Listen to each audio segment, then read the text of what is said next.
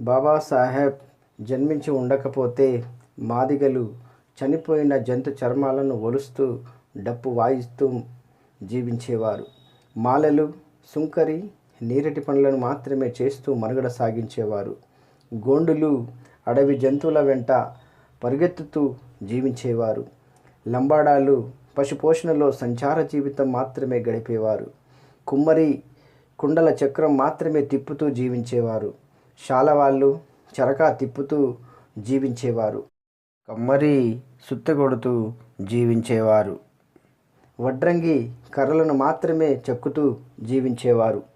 వడ్డెరి రాళ్ళు పొగలగొడుతూ జీవించేవారు.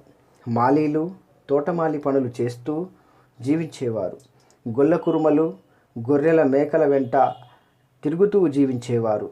బోయలు పిట్టల వేటలో మాత్రమే జీవించేవారు. బెస్తవారు నదులు చెరువుల గట్ల వెంబడి కాలం వెళ్ళదీసేవారు. తేలివారు గానుగ చుట్టూ తిరుగుతూ జీవితం గడిపేవారు.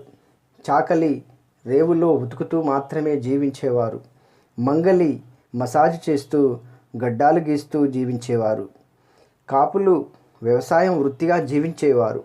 ఎందుకంటే భారత రాజ్యాంగం కంటే ముందు భారతదేశంలో రాజ్యాంగంగా చలామణి అయినది మనుధర్మశాస్త్రం లేదా మనుస్మృతి. ఇది హిందూ మతానికి పునాది గ్రంథం.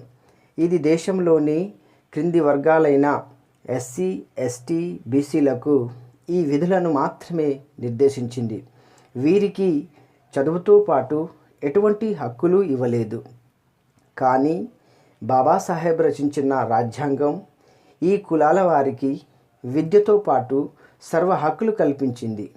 అందువల్లే ఈ కులాల వారు చదువుకొని ఉపాధ్యాయులైనారు, డాక్టర్లు అయ్యారు, ఇంజనీర్లు అయ్యారు, ఐఏఎస్, ఐపీఎస్లు అయ్యారు, మంత్రులు అయ్యారు, ముఖ్యమంత్రులు అయ్యారు, ప్రధానులు అయ్యారు, రాష్ట్రపతులై రాజ్యమేలుతున్నారు.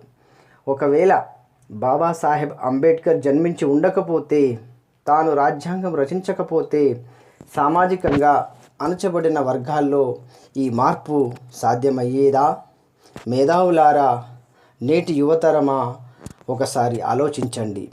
మీ చరిత్ర మీరు తెలుసుకోండి. జై భీమ్.